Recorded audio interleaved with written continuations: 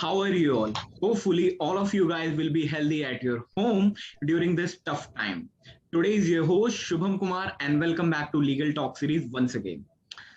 Today is a very big day for me, and you also call that it's a very special day for me because today I feel very fortunate and very pleased that you came on Legal Talk show, ma'am. Today's respected Dr. Kalpana Gopalan, ma'am, is present among us today, and today I got to take a chance to take your blessings, and today I got to take your holy blessing that I am always want. And thank you so much, ma'am, that you take out your precious time for us.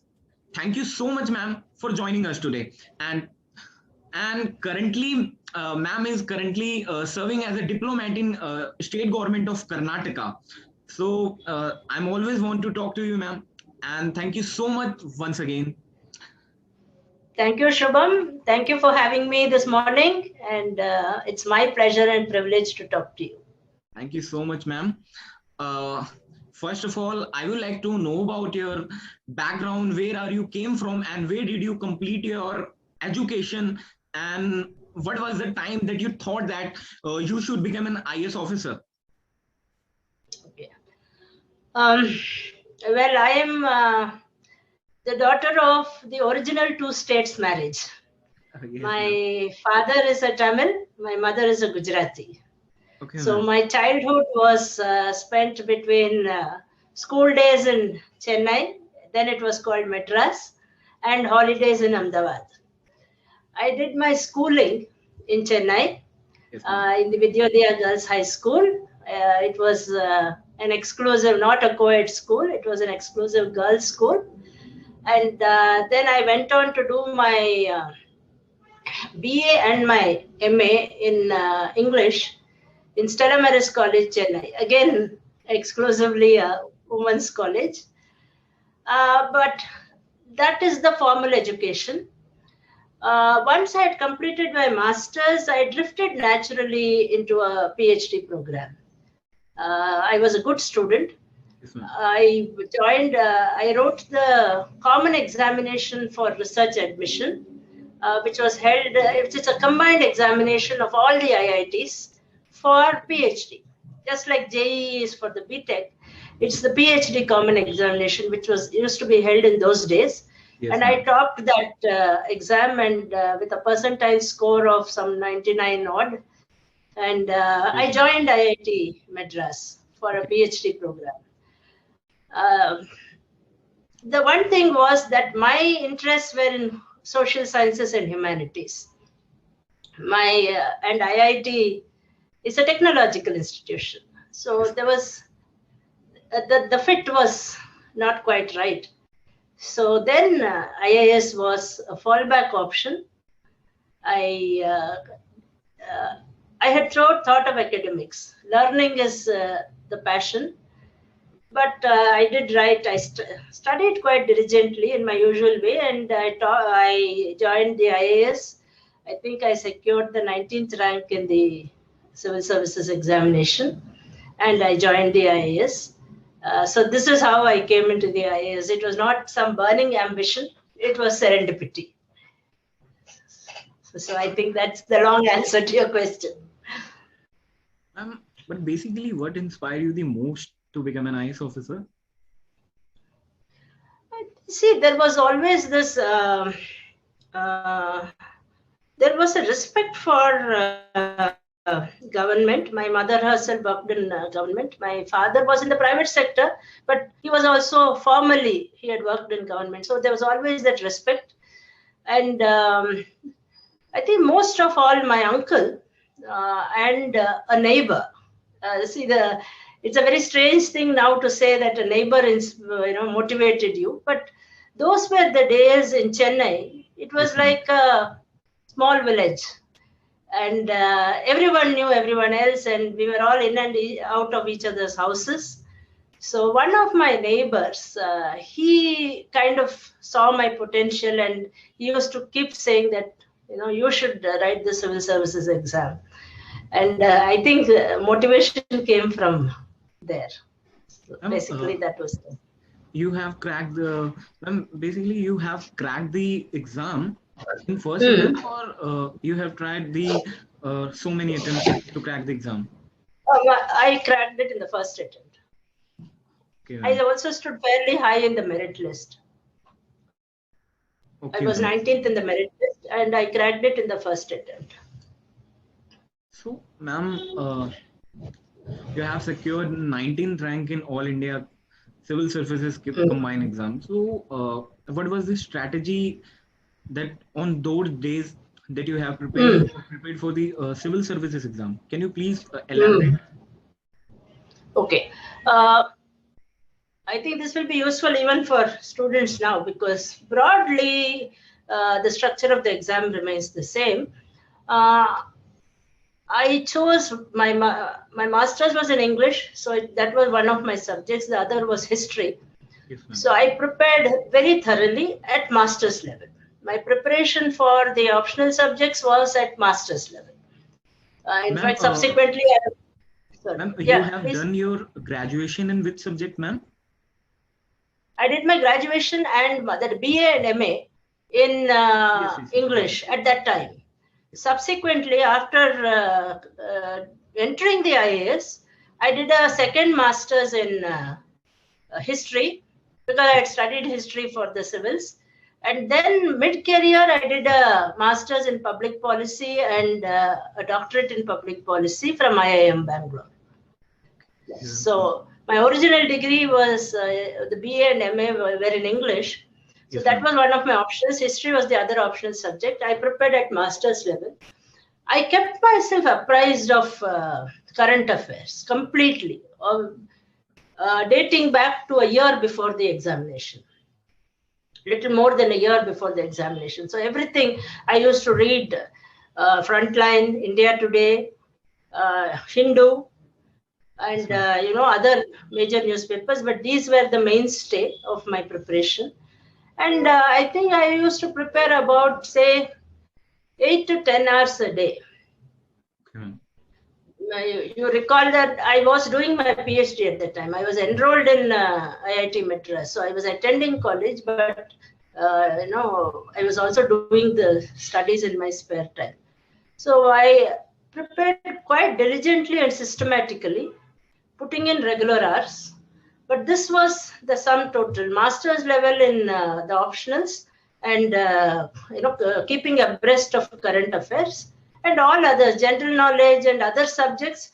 It was around, say, between SSLC to +2 level was the preparation, say, in science or mathematics for the preliminary examination. I did not make a separate study for preliminary and main. Straight away, I just jumped into it and went. For the interview, I didn't join any tutorial. But for the interview, I prepared with questions. I used to think of what kind of questions would be asked and make short notes as my replies. So that was about it, my preparation. It was systematic. And as I said, I had, in fact, little less than a year to prepare. But thank you so much, ma'am, for sharing your valuable journey and valuable work that will definitely inspire you, the most of the student who is preparing for the government or competitive exam. Yeah. So, ma'am, my second last question is for you, that your incredible contribution towards 34's incredible. Shubham, your voice is breaking. Ma'am, now am I audible to you? Yeah. Yes, sir.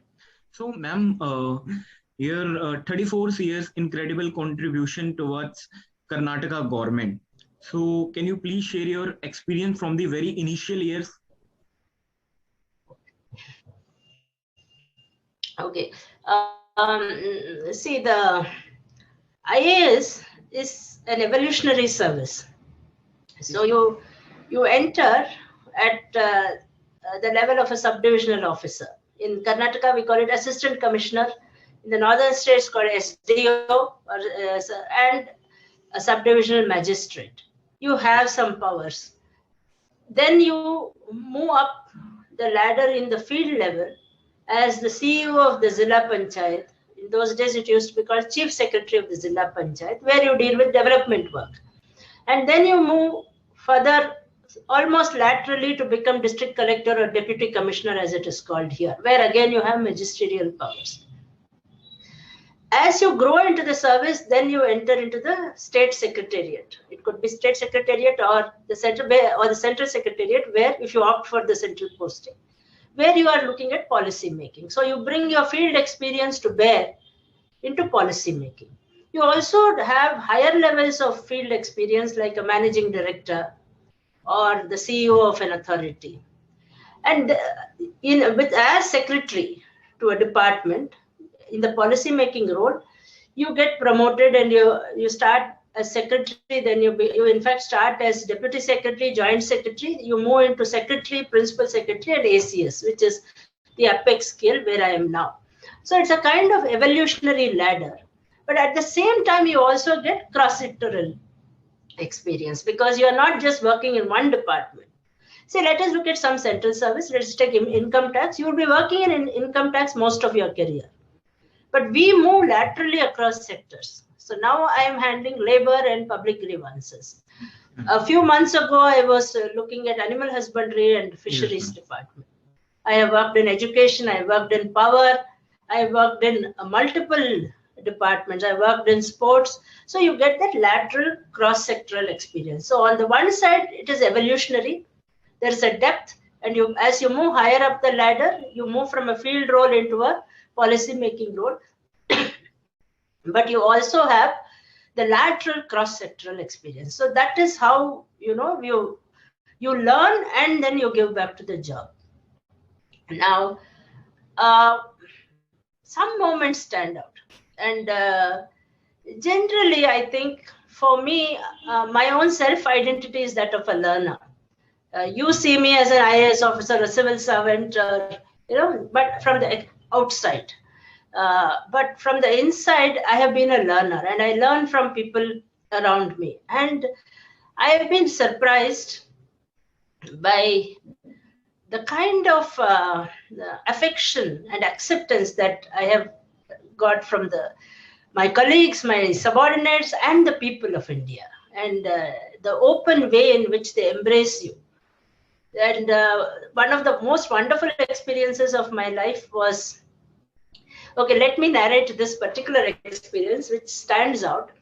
About, say, 25 odd years ago, I was a deputy secretary in the Rural Development Department.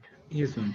And we used to give the seed money, it was called, some 10,000 rupees or 20,000 rupees to entrepreneurs, rural entrepreneurs, to set up a rural enterprise.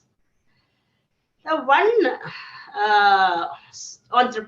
rural entrepreneur, his name was Badappa, he from Bidar district, and I was in Bangalore. He had given an application to get that seed money, and he traveled all the way from Bidar to Bangalore to meet me to request. He was a very young entrepreneur at that time, and I too was a very young officer. But I really didn't wait for people to come and meet me and request. For me, if there is a matter before me, an issue before me, it will be dealt with and disposed of. So even before he reached Bangalore, and I didn't even know he was coming, even before he reached Bangalore, I had cleared his file and the order has been issued. Yes, ma'am. So he came to my office. I was out of the office for some meeting or something, and my PA told him, don't meet, madam, your work is already done. And he gave him the order, and that Badappa went on his way. This happened sometime in 1996. And I didn't know about it at that time. In 2013, I was the managing director of Kaveri Handicrafts. At that time, I had already become fairly senior in the service. And my officers took me to Bidar to see the handicraft clusters there. We used to have clusters of complexes, handicraft complexes, where artisans used to live and work. And they took me to a unit which makes sandalwood figures. So, Karnataka is famous for sandalwood. So Kaveri Handicrafts, which is the Karnataka Handicrafts Development Corporation, which is our state handicraft, we purchase sandalwood from the forest department and give it to artisans, because it's a regulated commodity, and they make figures, which are in turn these figures or boxes, these are sold in our own showrooms. And when I went to this showroom, the reception was so warm. Generally, people are nice. They receive you well. But this was like, really heartfelt and warm, and I could feel it. And so I went around, and then the promoter of that unit, he said, "Do you remember me?" I said, "No." And he told me that he was the person, Badappa. Of course, I never met him, but he knew my name because he had come to meet me. He said, "I had come long ago to meet you, and you sanctioned this unit, and it is because of you that this unit is functioning now." And not only that he had prospered, but he had given employment to about 150 destitute women who were engaged there in making. And that day when I visited him happened to be my birthday. So it was such a wonderful birthday gift that, 18 or 20 years later, people remember you. Yes, they remember your name, and it was, it was a glorious day, yes, so to say. So this is, this kind of incidents stand out. And let me narrate one more incident at the cost of taking your time. The few days, this happened only about, say, a month or so ago. It was a Sunday, yes, and Sundays are also very busy. Yes, I'm either talking to people like you or doing some research or something. It was a very busy morning, but there was a call, a number which I didn't recognize, a number which I was not saved on my phone. But though I was very busy, I just picked the call. And this person happened to be a laborer from Mysore. Okay, and now I work in the labor department. Yes, ma'am. And he told me that his daughter had been bitten by a dog. And the injection had to be put, anti-rabies, which cost 300 rupees. And he didn't have 300 rupees with him at the time. And he was standing outside the hospital in Mysore, not in Bangalore. I was in Bangalore. He said, "Someone gave me your number." I had been district secretary of Mysore, so people in Mysore knew me. He said, "Someone gave me your number and said you will help." So I'm just standing outside the hospital. My daughter has been bitten by a dog. So then I just called my officer and said that this is what has happened. Just see what can be. And we actually don't have, this particular, we have schemes for construction. We have different categories of, schemes and laborers. Yes, ma'am. Nothing really which fit his particular situation. And I told my officer, just do something. So luckily for the girl, he happened to be in Mysore at that time. So he had, it was a Sunday, he had gone for a family visit. He said, yes, "Madam, there's no scheme which fits this issue, but I'll just see what I can do." So he went to that hospital. This person was standing there with his daughter, and all this happened within a half an hour, okay? I'm taking longer to narrate it than the actual. No, ma'am, it's not an issue. And he went there, and, he checked that.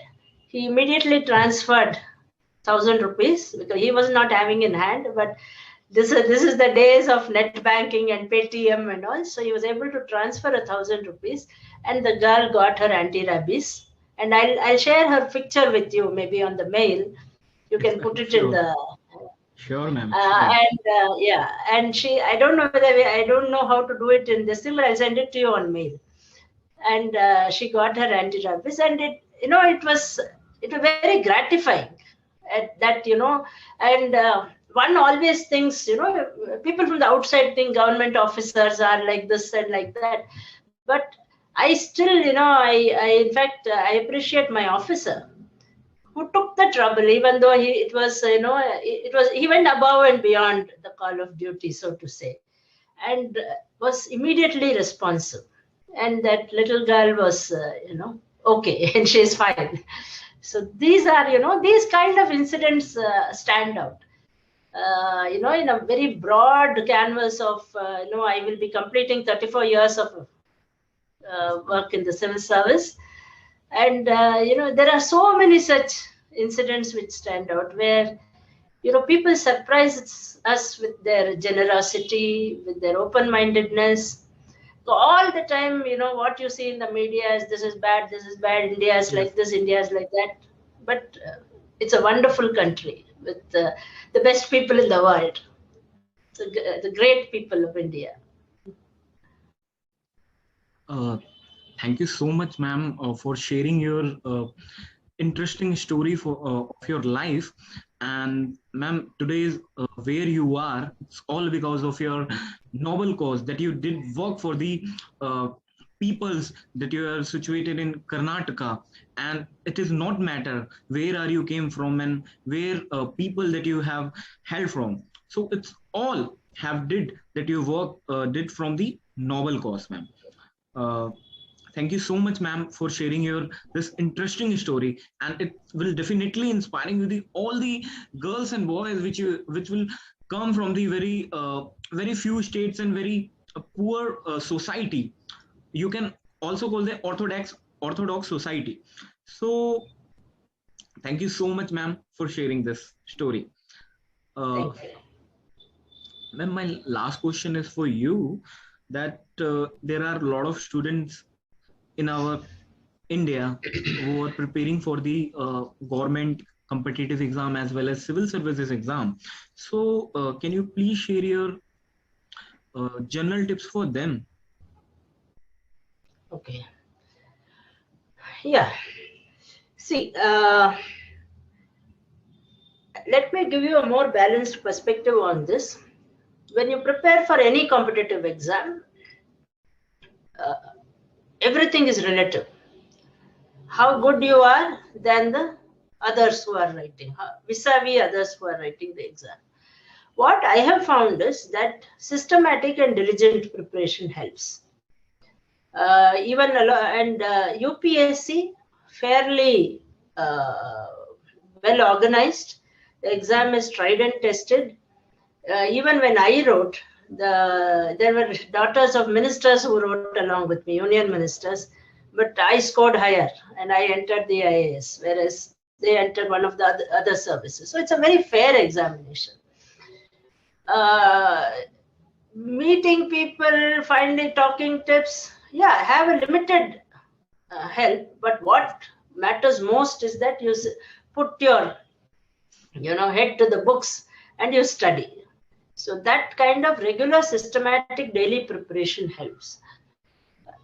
That said, I want to emphasize that the civil service exam, CSE, is just another examination. And the I.A.S. or any of the civil services is just another career. It is a very good way of public service. A very good way in which, because it's a job or a career which gives you a certain satisfaction, which gives you prestige, which keeps you reasonably comfortable, not as wealthy as your private sector counterparts, but reasonably well off. But this is not the only way in which public service can be done. Those were the old days, my days, where you are interested in public service. The way to go is the I.A.S. or the civil services. Yes, ma'am. Today, public service is a much broader arena. And all of us, regardless of the career in which we are or the job in which we do, you are a lawyer, a budding lawyer. My daughter is a budding lawyer too. You can still do your public service regardless of the career which you have chosen. Yes, ma'am. And I always emphasize that all of us should have a dual career. Yes, ma'am. So for me, it's the civil service is my bread and butter career.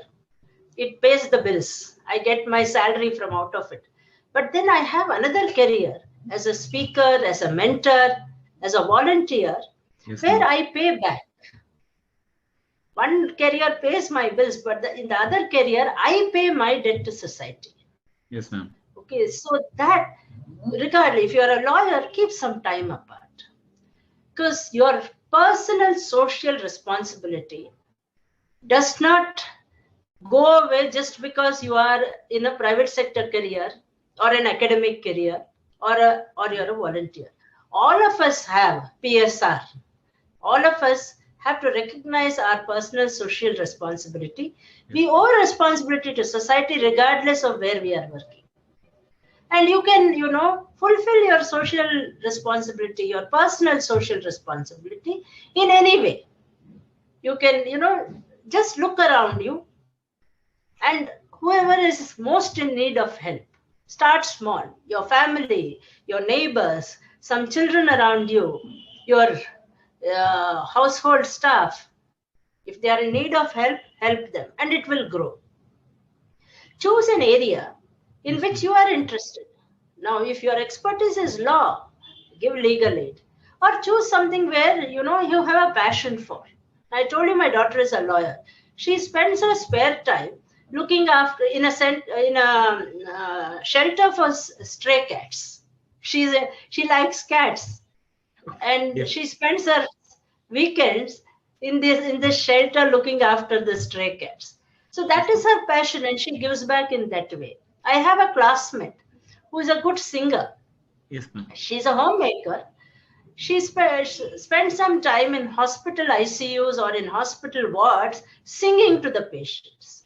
That is her passion. So don't choose something, which you're not interested in. You should be either have an expertise or have an interest in that.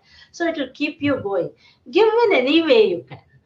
Not necessarily financial.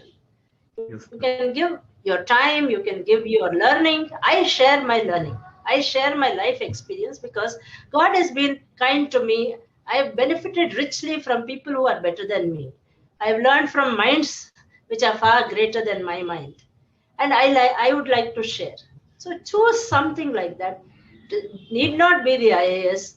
It need not be the civil services. You can still do public service because you are still a citizen of this nation. Yes, and you have a personal social responsibility to India. So that is what I would like to share with all of you. Thank you so much, ma'am, for sharing this very good information with our all viewers. And now this is time to stop our conversation. And today, I'm very glad that you came on Legal Talk Show. And thank you so much once again for sharing your valuable time, ma'am. Thank you, Shubham. It's been a pleasure talking to you. Thank you so much. Best wishes.